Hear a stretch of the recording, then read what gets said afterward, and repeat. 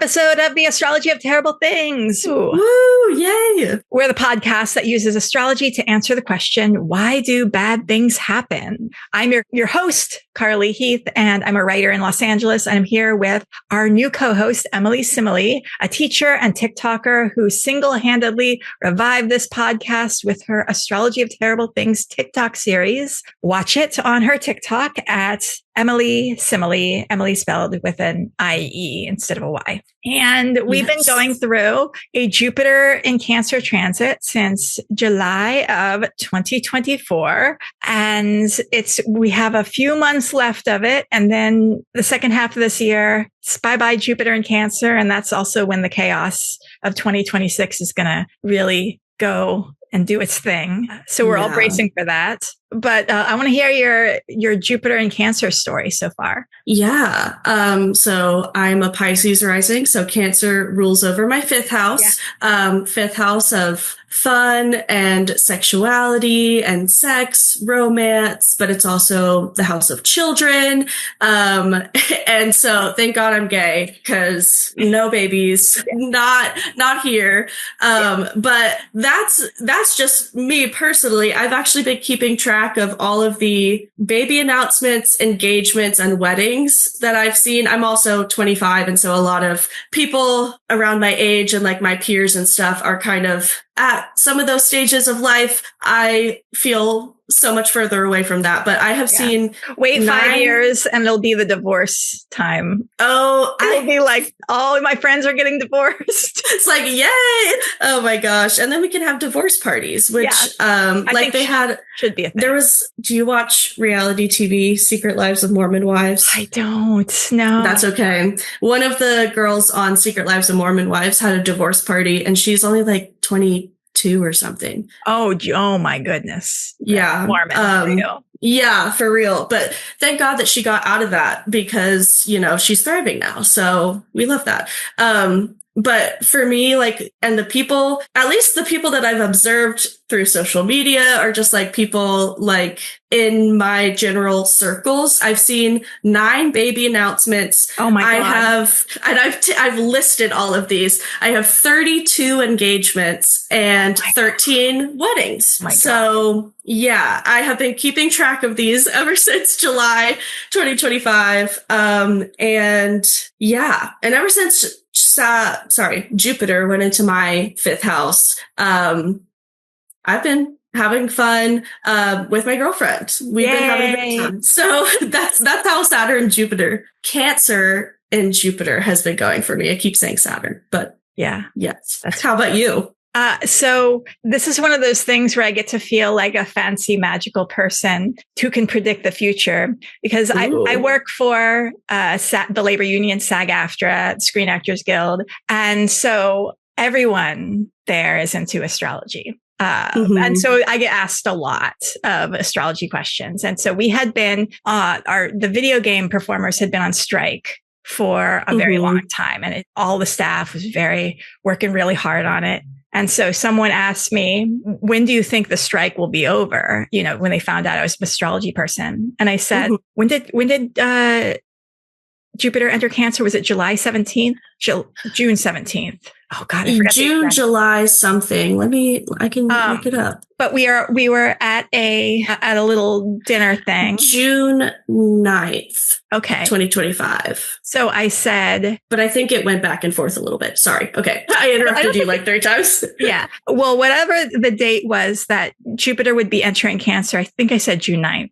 I said June 9th, 2025. Our labor union's birth chart. I have the birth chart of our labor union. We're Sagittarius rising right now.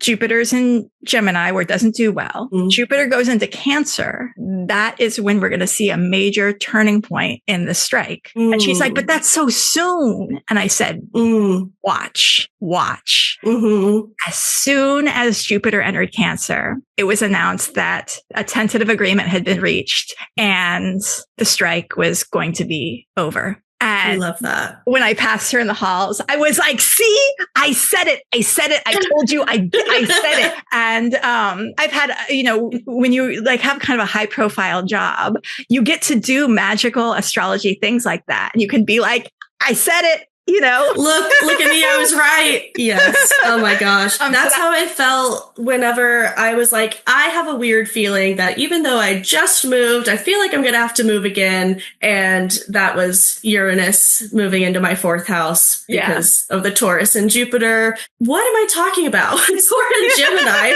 Sorry. I keep You mean Uranus and Gemini?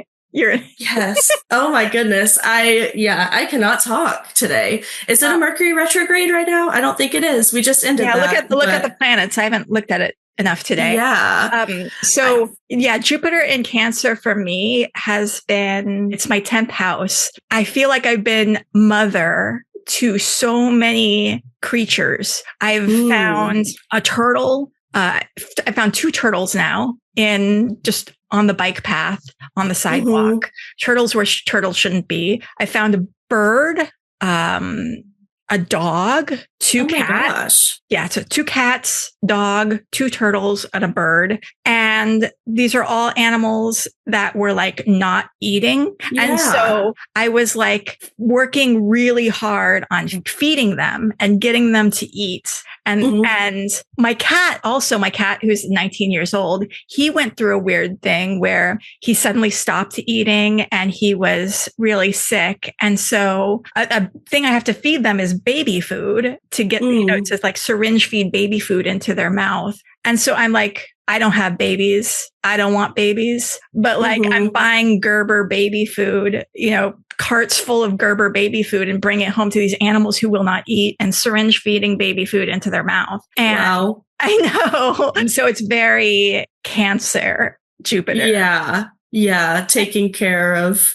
these animals and like having to hand feed them like I'm their mother, and also, I had a friend who was going through an emotional crisis and she wasn't eating either. And so I like bought food for her, sat with her and I'm like, you need to eat. Yeah. That's so interesting. Yeah, very interesting. And overall, I've also been very just focused on nurturing myself, I guess you could say too. Cause last year I was just like podcasting, my other podcasts. I'm cheating on you, Astrology of Terrible Things. And this year I was just like, I need to sleep when I can. I need to make sure I'm eating healthy and doing all the healthy Cancer body things and paying attention to my rhythms. And if I'm tired, then I'm going to call in sick and sleep.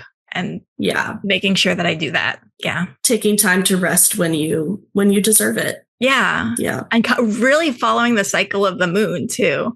When the moon is conjunct Saturn, nothing happens. Yeah. Not doing the thing, taking a break. Yes. So many sick animals. It's been crazy. I'm so excited because you are going to share a chart and I'm going to have to figure out what terrible thing happened during this day. Yes. I'm excited to show it to you. I feel like okay, here we go. Okay. So this is, I'm going to talk through it. This is a Libra rising chart, very appropriate for me. Also a Libra rising. Interestingly, the ruler, Venus, is debilitated in the 12th house because it's a Mercury ruled 12th house. So this is a very 12th house chart. So where's Mercury? Mercury is in the 11th, co-present with Leo. So and it's retrograde. So co-present with the sun. What did I say? Leo. You said Leo. No, we're doing the same thing. And is that with the North Node there too? Yes. Okay. So and retrograde Mercury combusts the sun. This is a day chart. So the most challenging planet, the bad planet, is Mars in Scorpio in the 2nd house, which is making me think of finances. And it's it had just passed an opposition to Jupiter and an opposition to Saturn. And it's going into an opposition with Saturn, but it's still kind of wide, but it's kind of right between Jupiter and Saturn. So co-present Jupiter and Saturn in Taurus. Okay. That only happens once every 20 years. And we also have this fixed grand cross going on here. So definitely some significant aspects going on. Pluto in the third house. Conjunct the moon. The moon is conjunct Pluto in the third house, which makes me think of a community or a neighborhood, or transportation. It could also be a car. Jupiter ruled, though Jupiter in Taurus, again, debilitated, being supplied by debilitated Venus. Our final dispositor is the sun. So this makes me think of fathers, a solar figure, a king, a leader, a famous person, 11th house group, so a group where there's miscommunication happening, and then there's this female element in the 12th house, seclusion, trapped, like a father figure trapping a father figure or a leader of a group. It's giving cult leader and female, like wife or daughter or sister or a woman trapped, kidnapped in the hospital. But because it's, now let's see, and then there's the 8th house Saturn. So is there death? Sorry, I'm not saying anything because I kind of like just hearing all of your, like, how you're breaking it down. And then I'll just tell you afterwards. I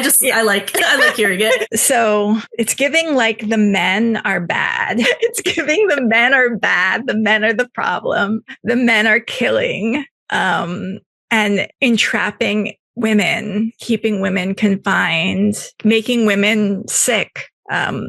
Once I reveal what this is, you're going to be like, oh, this makes, because everything you're saying is like, it's hitting. Yeah. But like in different ways. So, yeah. And then there's the moon moving into a conjunction with Pluto of it all, that power struggle, but also that like illness, also that like to me, this seems like a group that's trying to change. And there's a children element of it too, because there's the Neptune, Uranus children. So there's a group that's kind of trying to change, control women and children, and money, death,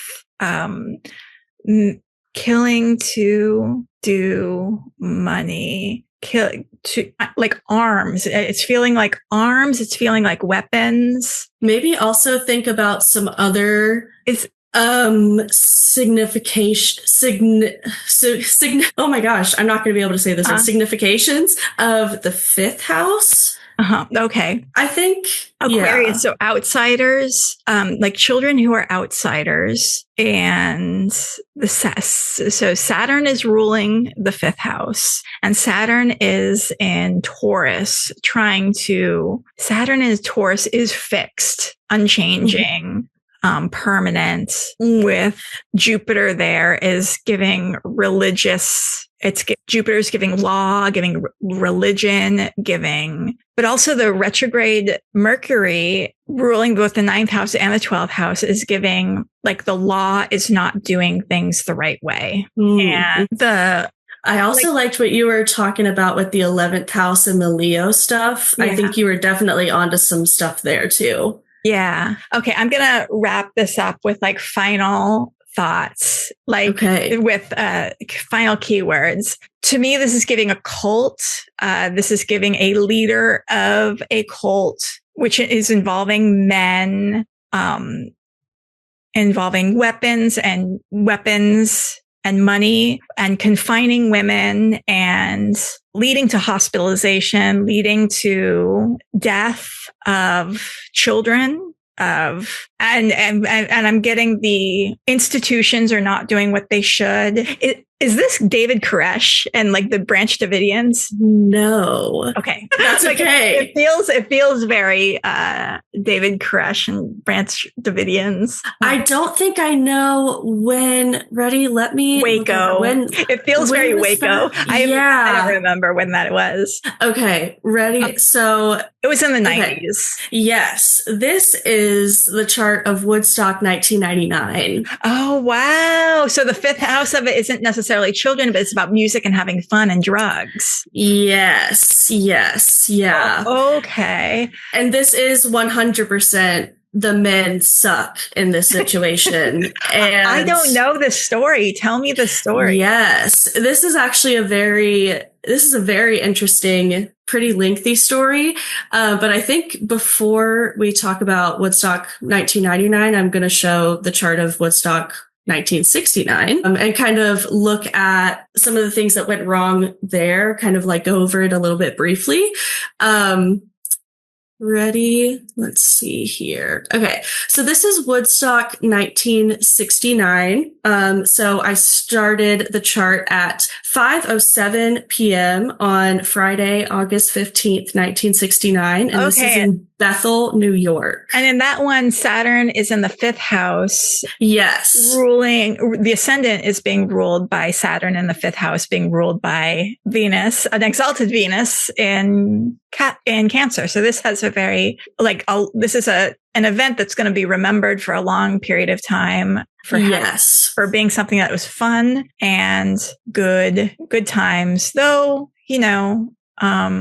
am I screen sharing my script? Yeah. So I'm seeing just the chart. Just the chart. Okay. Yeah. Awesome. Okay. So Woodstock 1999 is definitely the more notorious iteration of Woodstock 1969. So, Woodstock 1969 was a music festival planned to be held from Friday, August 15th to Sunday, August 17th in 1969. And I think it's pretty funny that Woodstock was branded as an Aquarian experience, 3 days of peace and music, which I just think is kind of interesting because there's not a single Aquarius placement here. And also Aquarius is not the sign that I would associate with peace and music. That's definitely Libra. Yeah. Or Pisces. Or Pisces, yeah. But I do think it's kind of funny. They called it an Aquarian experience. So Woodstock was organized by 4 young and mostly inexperienced men. Artie Cornfield, Joel Roseman, John P. Roberts. 69 or 99? This is 69. Okay. Cool. So I'll talk about 69 first. And a lot of the problems that were present in the 1969 festival would kind of be blown out of proportion in the 1999 festival. So I think that it's just kind of important to look at what went down in 1969 so that we can kind of see the similarities and where these problems started. And also there's a lot of similarities in the charts, which I thought were interesting. And we can go over all of that. But yeah. So Woodstock was a music festival organized by 4 young and mostly inexperienced men. Their names were Artie Cornfield, Joe Roseman, John P. Roberts, and most notably Michael Lang, who will come back to help organize the Woodstock 1999, the 30th anniversary, festival. So Lang had been a part of organizing another music festival called the Miami Pop Festival. And that festival had about 25,000 attendees, and all of the other organizers had experience in the music industry and connections to music groups, but none of them had ever organized a music festival of this size before. So they were anticipating 50,000 attendees, but they ended up getting 500,000. And the organizers were just way in over their head. The festival was just too overwhelming. And so it just led to a lot of different problems. The location of the festival was held on a 600-acre dairy farm in a small town called Bethel, New York. Bethel That's interesting because the Saturn and Taurus dairy farm cow. Yes. I love that. Yes. Because I was looking at the 4th house and I was I wonder if there's anything funny 4th house going on, but it's in the 5th house. But the chart ruler, Yes. Yeah. So Bethel was a small town in the Catskill Mountains, about 2 hours north of New York City, and it had a population of less than 4,000 people in 1969. And so they were not prepared in the slightest for how many people were going to be driving directly into their small town. And so the first problem of Woodstock 1969 is the traffic. So people were stuck in standstill, bumper to bumper traffic for hours trying to get to the festival. So it's also Saturn in the fifth house. The performances started late, and many people had to abandon their cars and just walk to the festival instead. And some of the acts were even stuck in traffic, and the organizers had to call for helicopters to come and pick them up and get them to the festival grounds. And there's no planets in the third house in this chart, but the sign ruling it is Pisces, and then Jupiter is in the 10th house, conjunct Uranus. It's like they definitely had to get creative with transportation in order to like make everything happen. And also with Pisces being ruled by Jupiter, expansion, growth, the population of this town, this local community greatly increased in size. And also to tie in the mutable water element of Pisces, it had just rained the day prior. And so everybody walking to the festival, and it being on a farm, it was very, very muddy everywhere. And so, okay, ready? Sorry. Yeah. Once people got to the festival, it was like nearly impossible to keep all the unticketed guests out of the venue. There wasn't a really good way to tell who had bought tickets ahead of time. The organizers were unable to install adequate fences, and eventually Woodstock just became a free concert with an estimated 500,000 attendees when they were only anticipating like 50,000. And so once Woodstock became free, the vendors on site became overwhelmed with the sheer amount of people, and they ran out of food. So they had, the organizers had a commune, a hog farm commune from California, led by a man called Wavy Gravy. He helped organize a free kitchen at the event to help feed everyone. And so everybody was kind of like relying on one another, and also the kindness of the locals and the community mindset to keep everyone fed and okay. It really was like a communal atmosphere, people looking out for one another. And this was also the expectation for security, to self-police, to look out for the people who might need help and take action. And I think that this is really evident in the astrological structure of the event, because we have Cancer ruling over the 7th house with Venus present here. And the 7th house rules over like people and partnerships, customers, clients. And so like all of these attendees are more like Cancer, like emotionally vulnerable, well-intentioned, wanting to keep things safe and comfortable. And then like to add on to that, we have the 9th house Virgo moon ruling over the 7th house, and also happening during a moon Pluto conjunction this time. Jupiter in the 10th house, in that the public image is justice and fairness. Yes. But Make the problem, love, not war. I'm noticing though, is the Mars 12th house ruling the 11th house. So the group of people is the problem. Like, yeah. The event is good, but the group of people and the individual relationships are good, but yeah, the group as a whole. I think at least in 1969, the people definitely, like, it was a little crazy. I think, honestly, the Neptune of the 11th house, like everybody's doing drugs. Yeah. Everybody's high. And I think that people generally had more of like a look out for the people around you. Yeah. Virgo, like the Virgo moon ruling over the 7th house is like kind of, you're more aware of like who needs help when, and like also like actually just wanting to help. And so I think that people really were like trying their best to like be aware of their surroundings and be helpful to those around them, like sharing is caring sort of thing. There's actually no reports of interpersonal violence at Woodstock 1969. But there were 2 deaths. So the first one was Raymond Mizak, who was a 17-year-old boy from Newark, New Jersey.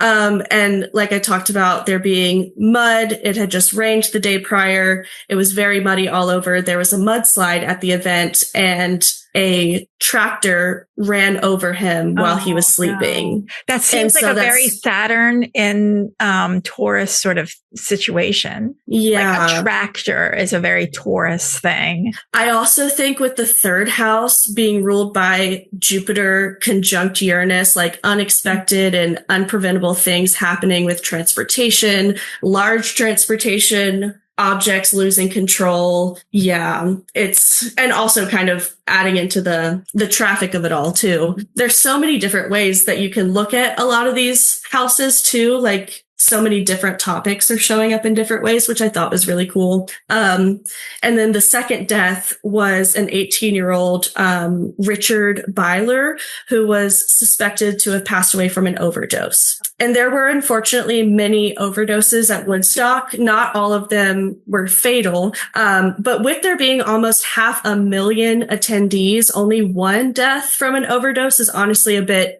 miraculous. Like, things could have been so much worse, especially looking at this chart. I'm like, things could have been so much worse. But it ended up being mostly fine. The 12th house, which I associate with like altered consciousness, it's being ruled by Sagittarius with Mars here. So there was definitely like an experimental, optimistic, like, why not sort of energy around like taking drugs. Like, Sagittarius is being fire, being ruled by Jupiter. They're willing to try a lot of things, to be open to new experiences. And like with Mars here, people are more inclined to just like take action, say, fuck it, get high without really thinking about the consequences sometimes, which it ended up being mostly okay in terms of that. And while there were so many problems, the bad traffic, the bad weather, little to no access to food and water and adequate hygiene facilities, Woodstock 1969 is still considered like a very defining moment for the baby boomer generation and the hippie and countercultural movements of the 1960s. And the lineup was pretty spectacular, featuring performances from legends such as Richie Havens, Santana, The Grateful Dead, Creedence Clearwater Revival, The Who, Janis Joplin, and Jimi Hendrix. But the thing was, because of the traffic, the performances didn't start until 5:07 p.m. on Friday, when they were supposed to start at noon. And then the last performer, Jimi Hendrix, didn't take the stage until 9 a.m. Monday morning. Oh my God. So the festival was only supposed to run Friday to Sunday, but the traffic jam was literally so bad, it just made everything go much later. And then one other thing I think is astrologically significant to point out about Woodstock 1969 is again related to the 12th house Sagittarius Mars. There was actually a huge problem behind the scenes regarding electricity, because of the recent weather making everything muddy, and also just all of the people. Concert goers were stepping on exposed wires. And the electrician said that if the power wasn't cut, it could result in a mass electrocution. And the organizers, though, they really didn't want to cut the power. They had already started late. They didn't want to ruin the vibe, which I feel like a mass electrocution might ruin the vibe just a little bit more than turning off the music and starting up back again tomorrow. But that's okay. That's just me. These guys, in pure Sagittarius Mars fashion, just decide to take a chance and see if the electrician can rewire things without stopping the performances. And in pure Sagittarius fashion, they got extremely lucky and things were fine. They didn't even have to stop their performances. I think it's especially interesting with like Jupiter conjunct Uranus ruling over that Sagittarius Mars in the 12th house. It's like how they were able to hide everything behind the scenes, and like no one knew but the organizers that this happened. So that's crazy to me. And is there anything else that you see about the 1969 chart that you want to talk about? I was just thinking that the size of the crowd being bigger than expected, I see that in the Jupiter ruled Mars ruling the 11th house. So the idea that Mars in a Jupiter ruled sign where Jupiter is well placed, you know, being supported by a dignified Venus, Jupiter is going to expand the size of that 11th house, even though Jupiter's not in the 11th house,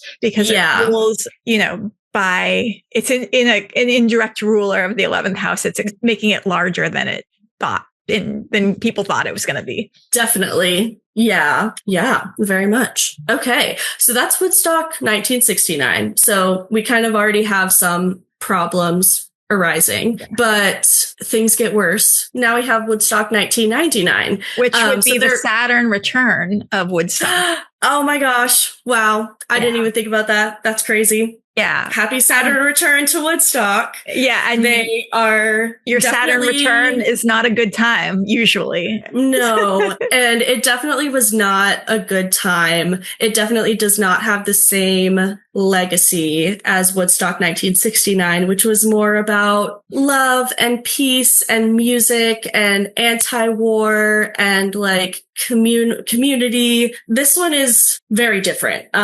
So the first being the venue. So Woodstock 1969 was on a dairy farm. Woodstock 1999 is held on Griffiths Air Force Base in Rome, New York.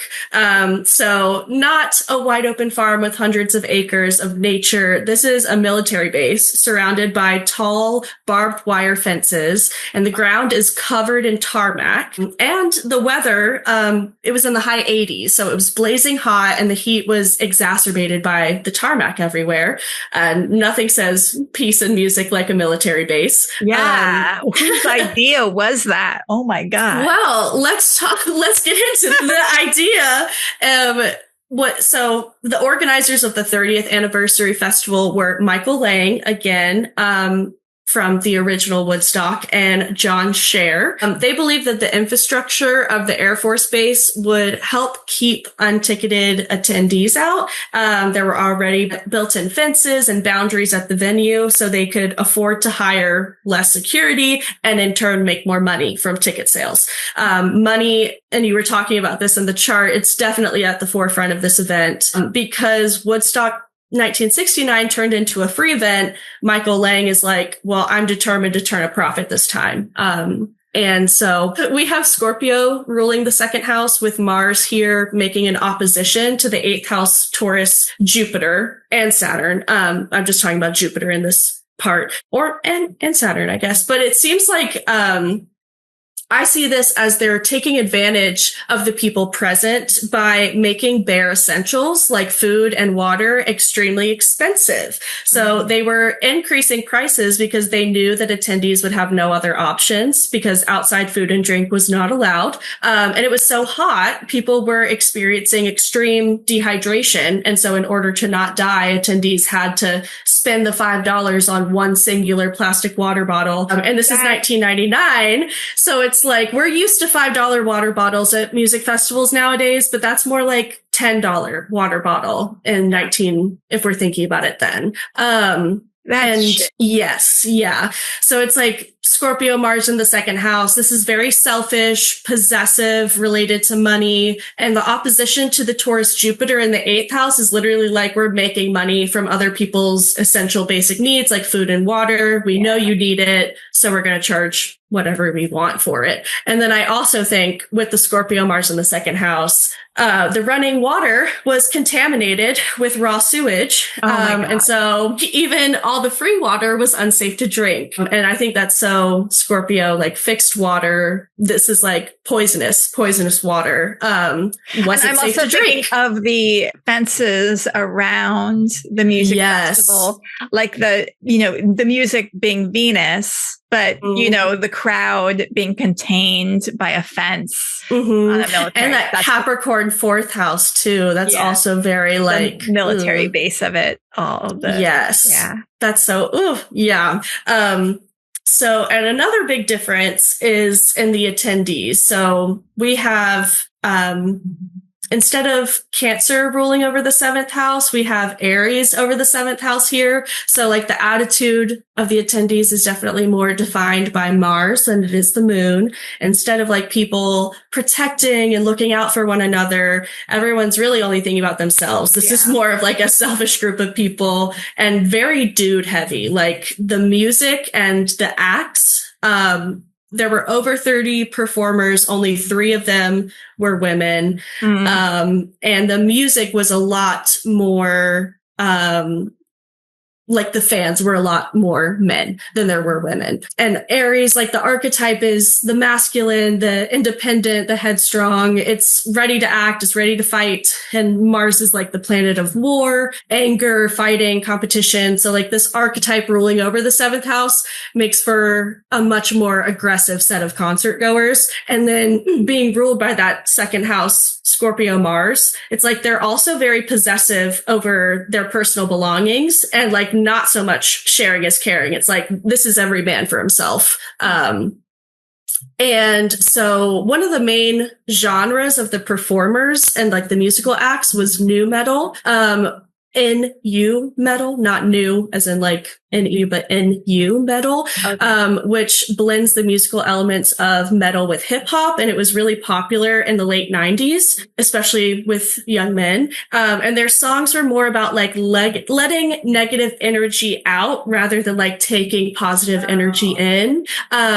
So then I want to look at the fifth house. It's ruled by Aquarius with both Uranus and Neptune here. And these are like generational planets. So it's kind of like this is a representation of like the music of the generation. But also with it being in Aquarius, like these musical acts are more experimental and unique. And the fifth house is along with music and performance, it's also partying. And with Neptune here, there's a lot of drugs. So again, that's another similarity between 1969 and 99. But I think the key difference here, and I'm kind of making an inference, is that there were probably a lot less hallucinogenic drugs and a lot more like cocaine and alcohol. And of course weed, but weed was probably there in 1969 too. So like instead of being more chill and mellowed out, these people were more amped up.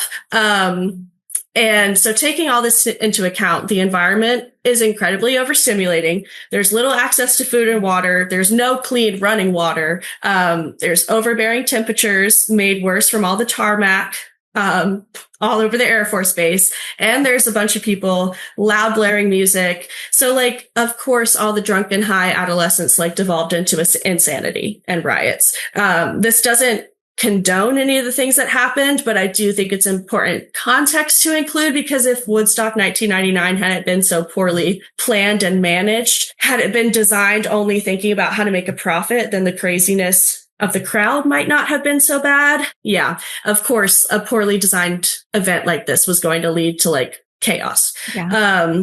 I also think all of the crazy things that are like happening in the background, like this is very much like Virgo Venus in my head. Like Venus doesn't like being in Virgo. Yeah. Virgo is all about the small details, and it's very acutely aware of like every little thing, and it notices all the problems a lot quicker, because it's mercurial and it wants to fix things. It wants to make them better. And in this environment, there's so little that you can do to prevent all of these like inconveniences and like all of these overstimulating parts to the environment. It's really annoying, but like there's nothing you can do. And so it's kind of always in the back of people's minds. And I think that everybody had to have been overstimulated and not like, I just think that the environment really led to some of the things that happened. But from this moment, I'm going to discuss the topic of sexual assault and harassment against women. So I just wanted to give a little bit of a warning that if you don't want to listen to that, you can stop listening now. Yeah, I was waiting for that 12th house Venus. Yeah. And I won't go into detail about any of the things that happened, but that is a majorly defining part of Woodstock 1999. So I'll get into it now.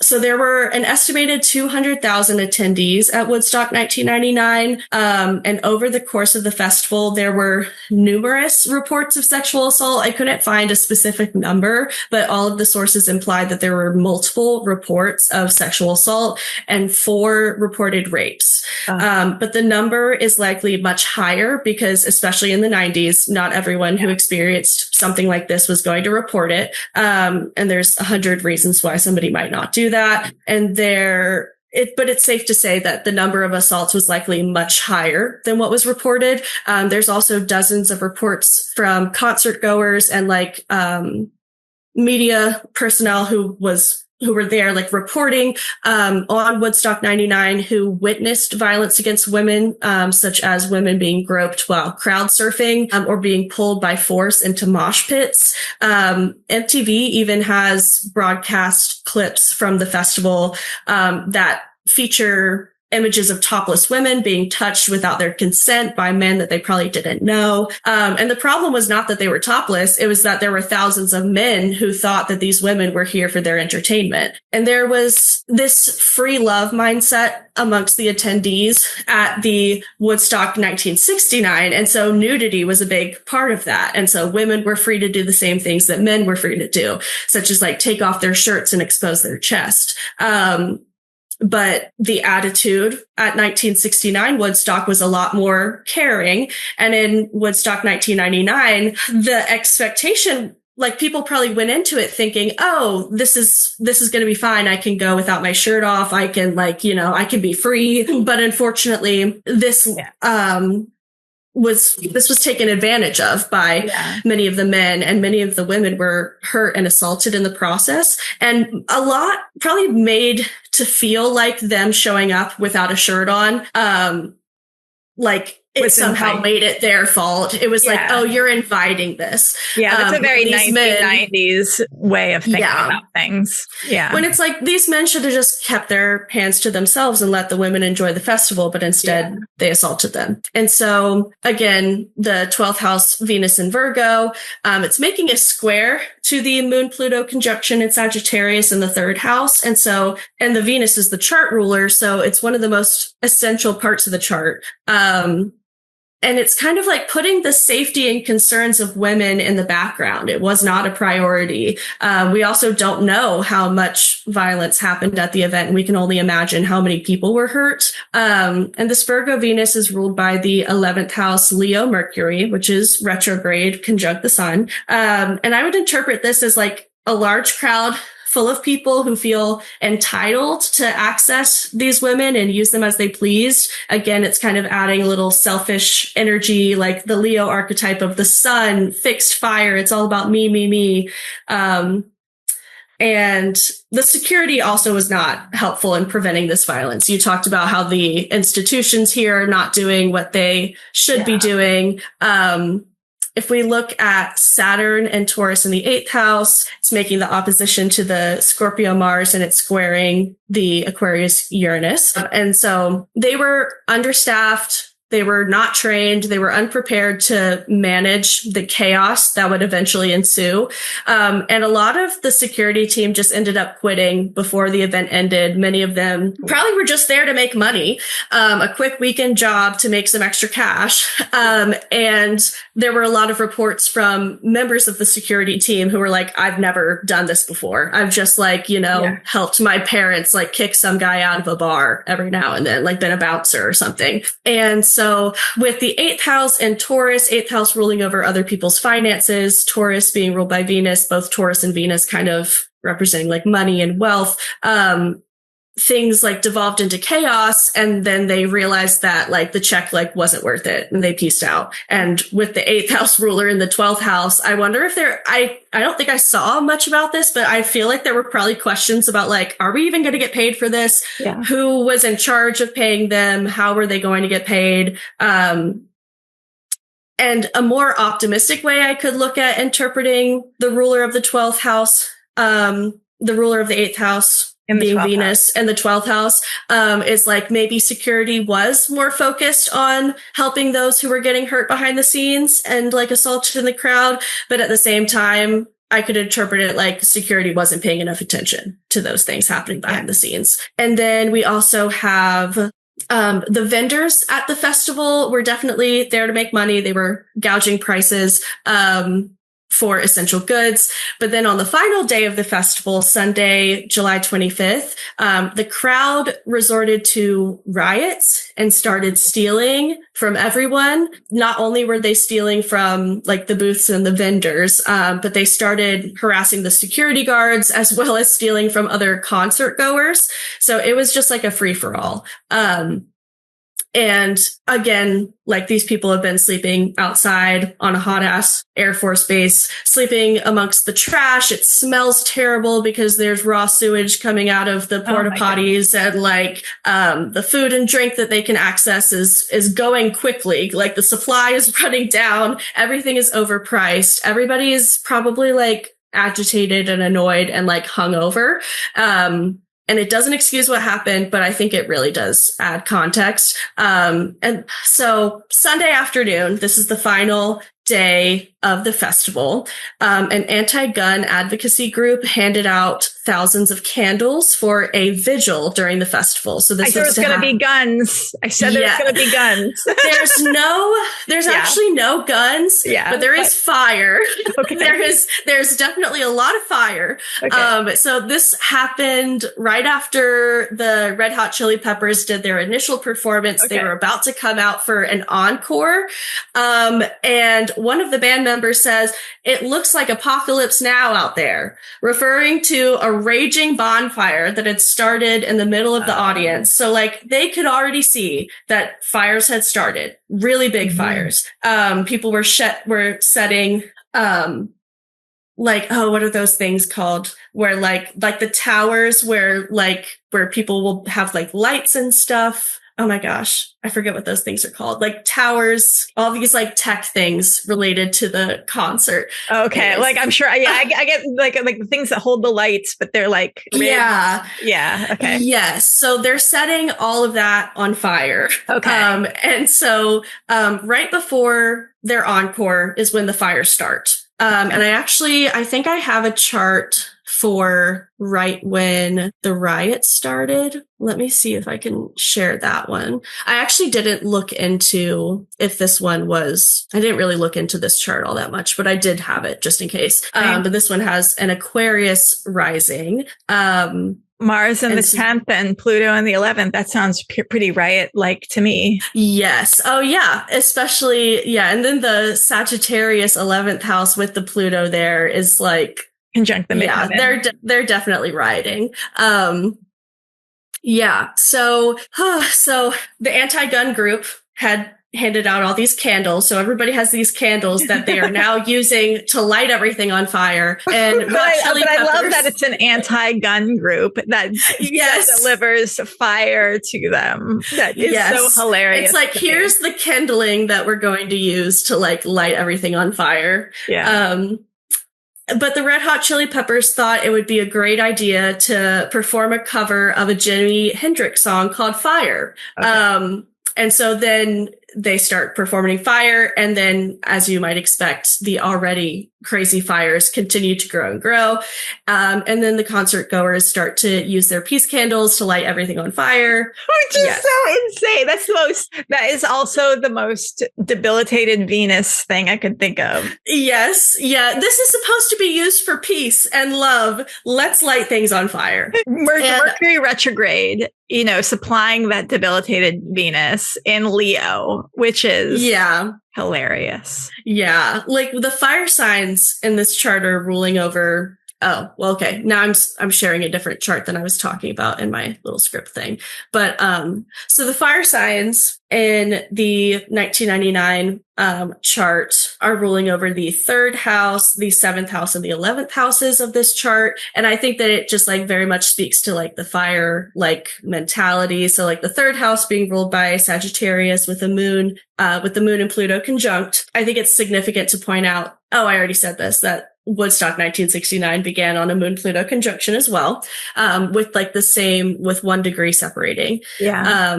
So it's like a very extreme mindset that this public has, and like very much move towards extremes, motivated to do big things, to make a scene. Then the 11th house being ruled by Leo with the Sun and Mercury there, it highlights like the mob mentality there. Like everybody's there to see celebrities, like their favorite bands, their musicians that they idolize. But also it's kind of like the real like celebrity, like the real like people who made history here really were like the 11th house, like the audience, the crowd at large, because like I didn't hear about Woodstock 1999 because Limp Bizkit was so good. I heard about it because the audience went absolutely insane and set everything on fire and started rioting and looting. So the audience made this event like make history. And otherwise it would have just been like a Woodstock anniversary performance. And then the 7th house being ruled by Aries, I've kind of already talked about that, but everyone was literally setting fire to everything. Aries, cardinal fire. Cardinal is like beginnings, the beginning of the seasons, Mars, action, and then like Mars and Scorpio in the 2nd house, like destruction of property. I thought that I had a little bit more to talk about here, but I think I just like ran through that. You did such a great job. Oh my God. Thank you so much. This is really, really fun. I was just thinking it would be cool to be at an astrology conference and have like the Astrology of Terrible Things World Cup. Yes. And like you have like a panel of astrologers. You show a chart. It has to be on hard mode. We have to take off the outer panel. And you get to write down maybe your list of 20, like kind of like Jeopardy. Like you write down your list of like 20 significations or delineations that you notice. And then everyone gets a certain amount of time. And then all together, you like show your poster board or your card or your PowerPoint screen that has your delineations, and you everyone explains their delineations, and then the audience votes on whoever got the most accurate delineation for the chart. I love that.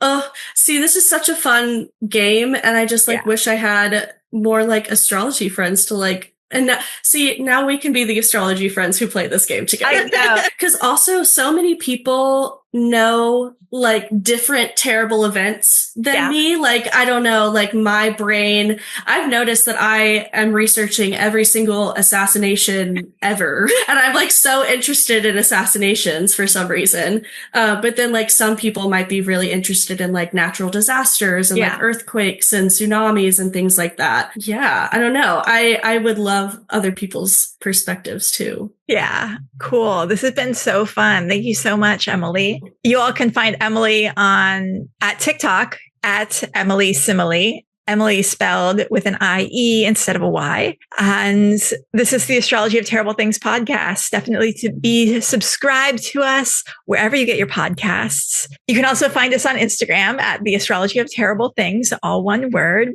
And let's invite people to share their personal terrible thing that has happened to them. Ooh, I have a terrible event chart that I could show you. I'd be open to seeing, like you are welcome to share a chart of a terrible thing that happened to you on one of these episodes, and I'll try to figure it out. And if you have a chart of a terrible thing that happened to you, send it in. We'll talk about it. And I think we should do a thing where, you'll have to write up what happens, but maybe like leave a lot of space, like share the chart in the email. But then like leave a lot of space so that I don't see the words right away. And then when we record the episode, I can then scroll down to the bottom of your email and see, what actually happened. What exactly happened. Yeah. Or I share it for Emily and Emily doesn't know. And Emily guesses. And Emily guesses. And so tries to guess what your trauma is.